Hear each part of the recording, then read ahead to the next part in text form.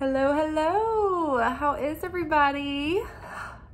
I am winded. We had a wild shift tonight at the restaurant. It was crazy. Like, just a quiet Monday night, and then we were full, and then we just kept having like multiple walk-ins of like 20 people. Like, can you just, we had a reservation for 12. Can you add 8 more? Okay, can you sit like 20 of us? And it's like at our restaurant, we can, because it's like a big warehouse, so we can move our tables around and like accommodate and grab extra furniture from other rooms. We have event spaces, but like, it was crazy. It was wild. We were sitting people like on top of our statue. People were hanging from the rafters. It was insane. We felt like we were just like having to climb over people to like serve them. It was nuts, but it was good. It was like the roaring 20s. It's hopping. Yeah, so that's good. So hopefully you guys are starting to feel the shift in the energy. I hope so, because I am for sure.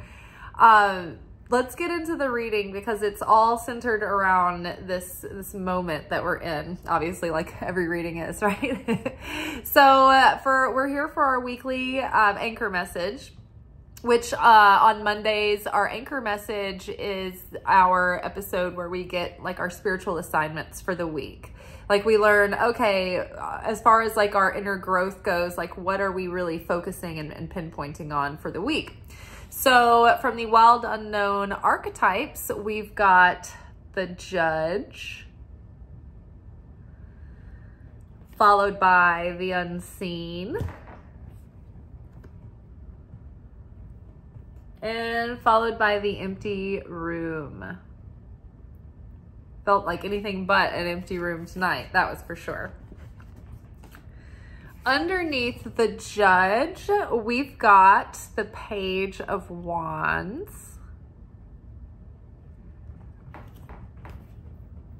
So I've got just like itchies.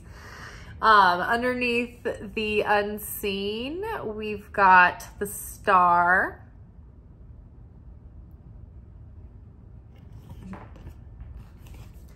And underneath the Empty Room, we've got the Four of Pentacles. Blurb. So, Judgment. This really reminds me of the Sphirat Binah on the Tree of Life, which would also correspond to Saturn. Saturn's making big moves this week, big, bold Saturnian moves. So Saturn went direct this week in Pisces, which is going to give us a lot of like clarity and practical action steps that we can take towards materializing our dreams and our imaginations and our fantasies. It's going to give us the pragmatic, like, sensibility to be able to start taking action steps and materialize our dreams in an organized and logical and methodical and systematic way. Now, we've already been doing so much of the work to offload our old self-defeating tendencies, right? So we're getting into that in this reading. So it's like opening up so much more space for things to be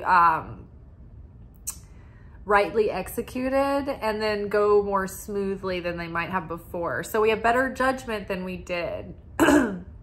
So our judgment, so we all know, if you've been watching these videos, we've been talking about this like a lot lately, that Saturn, Pluto has been transiting through Capricorn for the last 16 years. And since 2008, we've been in this karmic cycle where we've been in this like cleansing and this purge, and it's really revealed all of the corrupt systems within society, but also the things that needed to shift and go through growth and restriction in our personal lives. So we may have felt certain areas of our lives have been under total restriction. You may have felt like you couldn't get anything to materialize. Like maybe you felt like a total failure for the last 16 years. Maybe you felt like nothing has worked out. everything that I've tried has just, you know, just turned to dust. Like, I don't understand. So this karmic cycle has made it very difficult to get any real momentum, depending on where that landed in your chart, how much like cardinal influence and Capricornian influence and Saturnian influence you had in your chart. But like, let me tell you guys, I am all up in the cardinal signs. Everything that I have is like a cardinal sign, and everything has just been like opposing and facing off. Like the last couple of weeks, everything in my chart has just been complete and utter warfare. So I'm tired. I'm ready for this to be over. And it is. So tomorrow, November 19th, Pluto is exiting Capricorn, this strict disciplinary who's just been on our ass for the last 16 years. We are moving out of that house and we are never coming back. And so Pluto is moving out of Capricorn for the rest of our lives. So thank God, right? We can take a sigh of relief. And so right now we're like sitting there, like just wiped out from it all and like taking it all in and reflecting. And so now that we're out of the pressure, now that we're out of the intensity, it's like we can start getting our bearings again, and we can have perspective, and we can start thinking about the things that we've been learning and the things that have been working on us for the last 16 years with more like emotional sobriety, with more discernment. And so with clearer judgment. So we're really like gleaming on the things that we've learned, and we're really preserving that wisdom. At the same time, it's like we see now, okay, wow, this is really like, it's deepened my wisdom and experience and discernment. It's given me a greater sense of judgment and balance. And it's given me a greater capacity to be self-aware and to see myself and to know where I need to grow or where I need to change or evolve, which brings us to the Page of Wands here. So you can see this character is depicted as a very inquisitive character, searching the wild, on the hunt with a big giant magnifying glass. So the Page of Wands is like enthusiastic and gung-ho, and sometimes they can bring really great news. If it's in a reverse position, sometimes this can be something that's very antagonizing. It's like upsetting, but this is actually kind of like representative of how we've been searching with a fine-tooth comb and a magnifying glass through our soul and through our ego and through our, what the Hebrew language calls tikkun, which that is like our soul's assignments in this life for healing and repair and balance and correction. So it's like we've been searching ourselves, and we've been healing, and we've been transforming. And so now it's like we've honed in, and we've gotten to know really well our self-defeating tendencies and our patterns. And we're familiar with like our attachment styles, and let's see, what else have we been learning? When we get into a dysregulated nervous system, right? And we go into like low-level trauma responses, we've been able to identify, okay, what are our patterns there? And so now it's like we can feel ourselves when we're getting triggered or when we're in trigger zone, and we know how to like manage our emotions and self-soothe and self-regulate.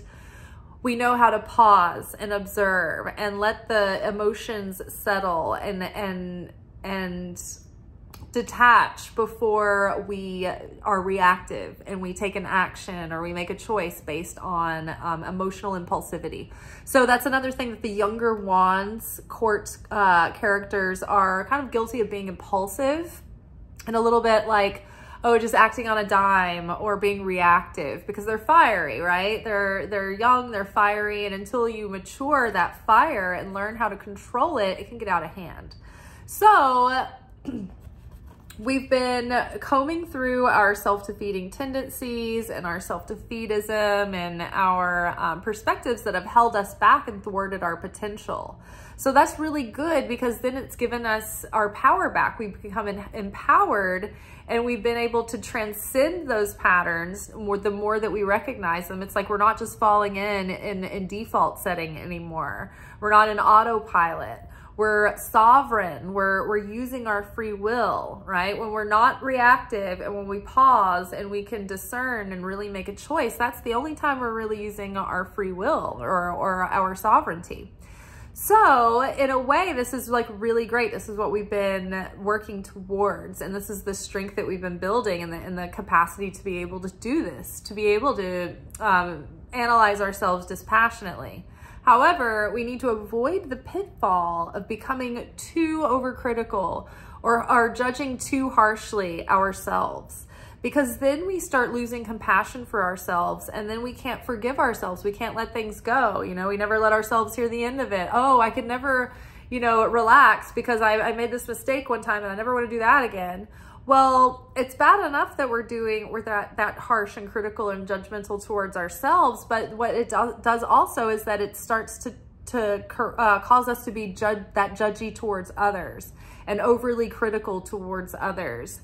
And so what that does then is that starts to create separation and division, because you start to get a hard heart, you start getting hard feelings and a sour, bitter taste in your mouth towards people when you're measuring and you're judging and you're, you know, overly critical of everyone else and yourself, right? It starts with yourself first.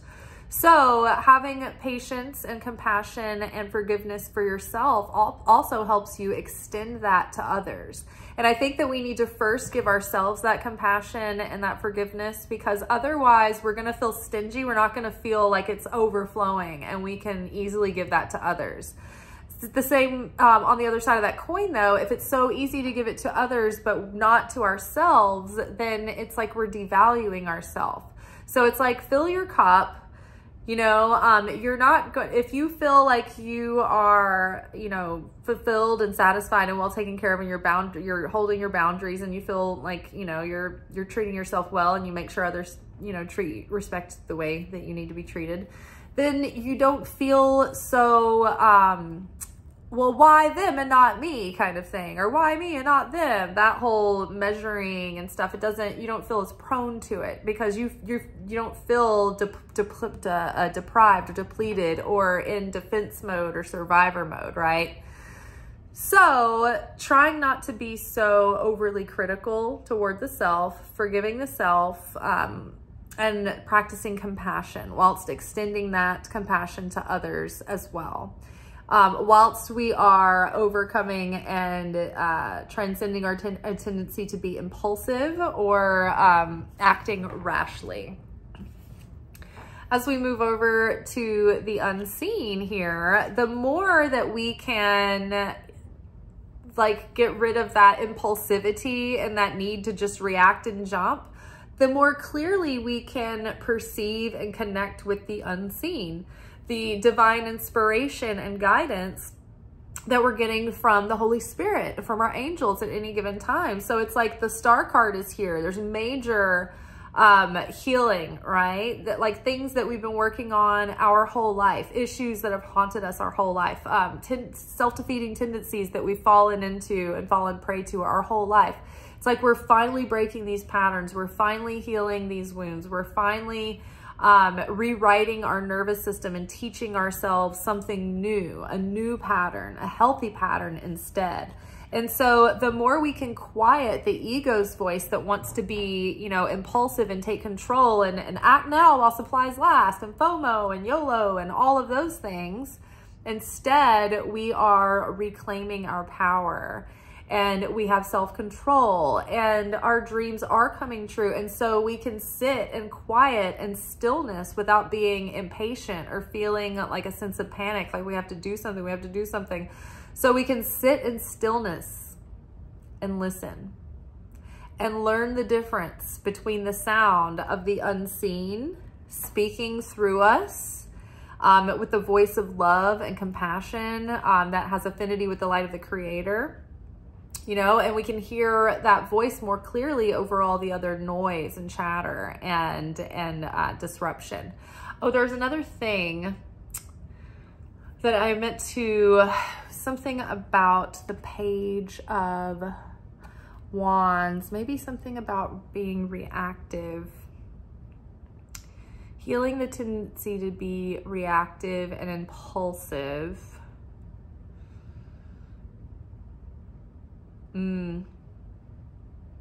Hearing that voice more clearly.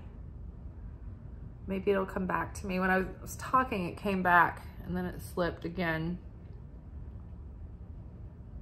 Oh well, but major healing and really getting like tuned into that voice. Oh, the being still.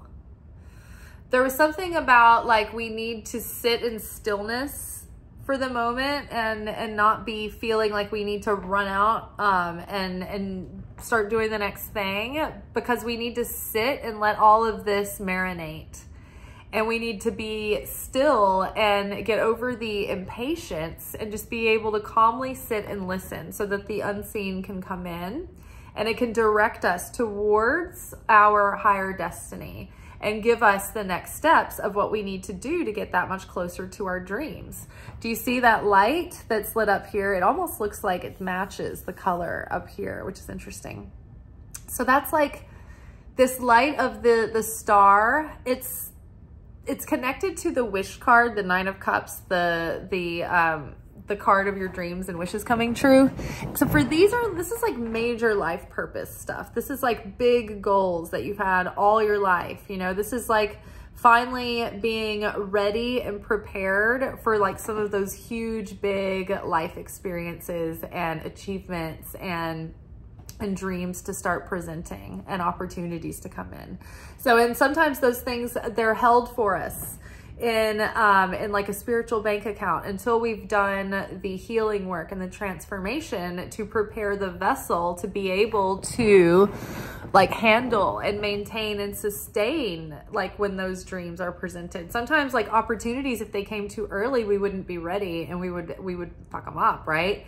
So it's like the healing has happened, and then when you have a chance to actually be successful or fruitful, then the universe is so merciful like that. It will then wait until you have the best chance before it gives you some of the most precious opportunities. So very exciting. Things are coming closer. And so then we have the empty room here, which this is that dark fertile void, right? This is that space where all things come from. All creation comes from the void, from the empty space. And so what this looks like for us is taking a few weeks and like really enjoying the rest of the fall and the winter season to find quiet and listen to your heart. It is waiting for you. So listening for that guidance for next steps. Listening and waiting for spirit to prompt you with visions of what this next chapter is going to behold and look like and how you're going to get there. This is a moment where we get to take a few weeks to start practicing and putting into place like the behaviors and mindsets and new healthy patterns that we need to establish in order to like behave more like the higher self and to start embodying that higher self and showing up as the higher self, because we're up leveling into that higher timeline, that higher destiny. And so if we want to have affinity with the with that higher timeline, then we have to start showing up and literally being that higher self. Now it's going to take that kind of consciousness to get there. Oh, okay. So earlier, I remember what I was going to say. So we want to establish unity and not division. So when we were looking at this card, we were talking about being overly critical of others. What that does is it causes strife and division. And so the problem with that is that anytime we have a group of people that are united, they can disagree, but they're united as a team and they're united as a group, and their main common goal and vision are one, and they care about one another and they have love and they are together and they're in it.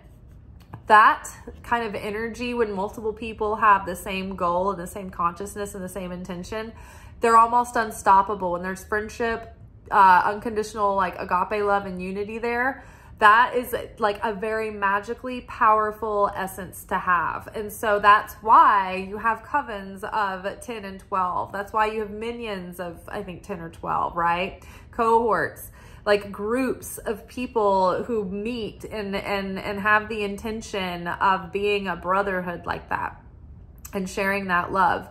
What happens then, okay, so then you're in unity, you have affinity with the light of the creator. You want to always establish or strive to establish affinity of form with the creator. What that does vibrationally is it draws us toward the creator, and we are then attached to the creator and connected to the creator, which puts us in a realm of miracles and blessings. And we're in the flow of those miracles and blessings. When we fall out of affinity with the light of the creator, when there's strife or when there's division or conflict where we start to break apart our unity, like people can disagree and still maintain unity. They can still accept one another and respect one another. But when there starts to be dissension and division and dislike and evil eye and jealousy and gossip and competition and comparison and judgment, that you fall out of affinity with the light of the creator like that. And what happens then is that you're in vibrational dissonance with the creator, and you no longer are drawn close to the creator, but you are repelled from the creator because you don't have vibrational likeness anymore. So you're dissonant. And so then you cut yourself off from the blessings and miracles, and then you start getting further away from it, the more out of affinity you are. So the great news is, like the scary part is that in an instant you can break affinity with the light of the creator with one bad attitude. But the great news is that the moment you can shift your consciousness back to love and sharing, then that brings you back again. So just remember that. So we're in the empty room right now. So the best thing we can do is accept this moment. Don't feel impatient to push everything forward. Just enjoy some simplicity. A chance to chop wood, carry water, and start practicing being your new self. This is like dress rehearsal for the new life. This is just like getting into character, learning that method, figuring out who this new version of self is, practicing that step by step and getting it down pat. Because what we want to do is, it's like when you hear actors talking about their process, they're like, we'd memorize a script until it's just like second nature. We don't think about it at all. That's like the new habits. We've got to start practicing those new habits so they're like second nature. So when we start pushing forward in these new goals, and when the things that we're already working on start hitting success, and things start expanding and growing, and opportunity starts growing and expanding, we're ready for it, right? If you all of a sudden have all the opportunity in the world and you have all these choices and options and you're not ready and you're not set up and you don't have the infrastructure ready to go, you're gonna miss your wave of opportunity, right? So, all these things that, you've been doing, right? It's like, okay, for instance, just creating this platform and channel. You can't just go viral and that be sustainable in your first few weeks. You need to be able to set up all kinds of different channels and systems of like, it's just like the emails and things and the accounts that get attached, and like connecting the social media, figuring out plans for like affiliate links and all of those things, and there's all kinds of different things to be ready for when you actually grow an audience or go viral, right? It's like, are you going to write a book? Like, what are you going to do with that? Like, are you going to sell products or whatever? And so like, have you started on those things? Like, getting all the pieces together takes a long time. Like over the last few years, like I've built an Etsy shop. I've made a jewelry line.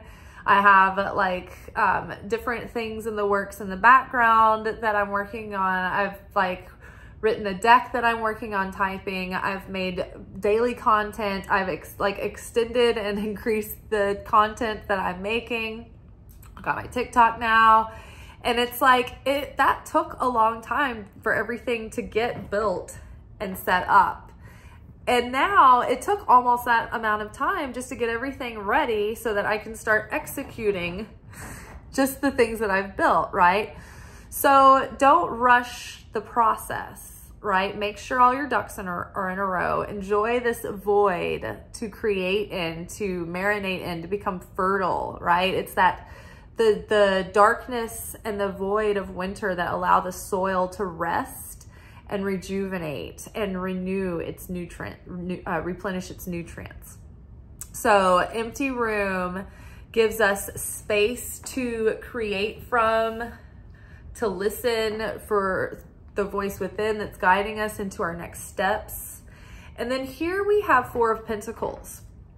So this card I read different ways depending on the context.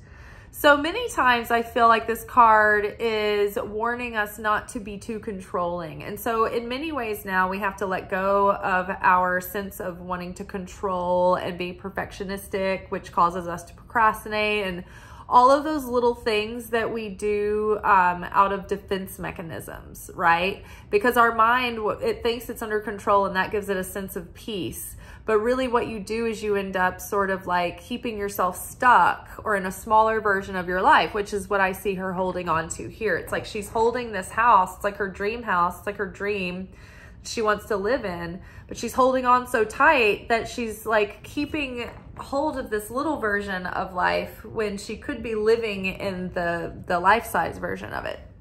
So it's like she's locked out on the other side of her dream. Either that or she's not letting anyone in. However, like there's an aspect of that right now too. It's just like letting go of those defense mechanisms, letting go of that illusion of control, just like letting go of all of that, because it's an illusion. We don't really have control over much except for our own consciousness and our own response.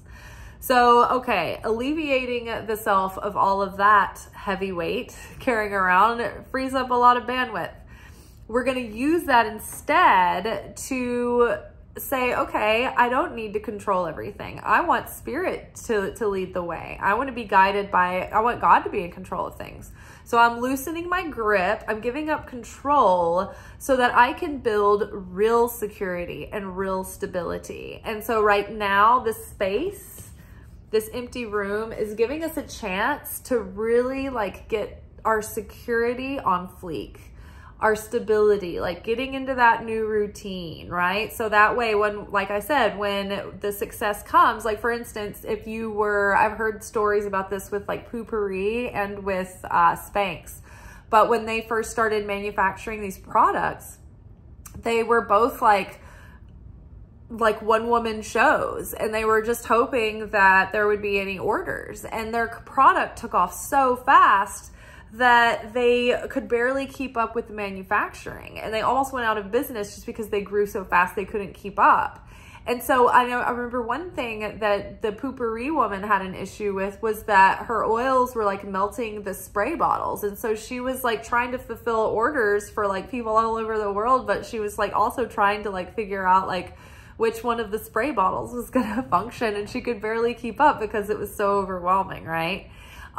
Same with Spanx. It's like she got so many orders in, but she sent the pantyhose and the panties to go to this like one factory, and they were like, well, who do you have making your crotches? And she's like, what? So there's like a whole other like piece and step in the manufacturing process that she didn't know, that she had to go through like a gusset maker, which is like the crotch part of the pantyhose, and they have to be attached to, I think, in like a different place, or like they have to like, you have to bring your own gussets. Y'all bring your crotches for all these pantyhose. So we're gonna make sure we've got our crotches in order. So yes, taking this time to do the simple things, like get our simple routines down pat, chop wood, carry water, get the structures set and put in place so that when you've got all those orders coming in, that you can fulfill them, and you've got the structures and everything ready to go. And you're like, easy peasy. We've been waiting for this. We've been sitting in our empty room, done, ready, going over the details, making sure all of our ducks are in a row. And our ducks are in a row. I keep seeing cars and Jeeps with like rubber duckies lined up in a row in the windshield. And every time like the voice in my head says, got your ducks in a row. Finally got your ducks in a row. Like, I do. I finally feel like I've got my ducks in a row. Well, y'all, that is all for tonight. Tomorrow we will be back for our weekly manifestation oracle message. And until then, Godspeed, and I hope good things are happening for you. Tomorrow, oh my God, tomorrow Pluto moves into Aquarius and out of Saturn forever. It's gonna feel so much lighter. We just don't want to think about what's happening next. Like, let's just appreciate this moment. Empty room before we start thinking what's next for Saturn. All right, y'all, good night. Ciao.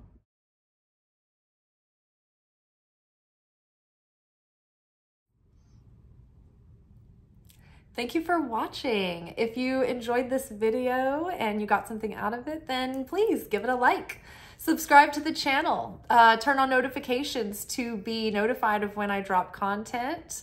Like the videos, comment, share them. Anything that you do helps these messages get out to other people who need them. So you watching a video and taking an action on it actually makes a positive difference in someone else's life.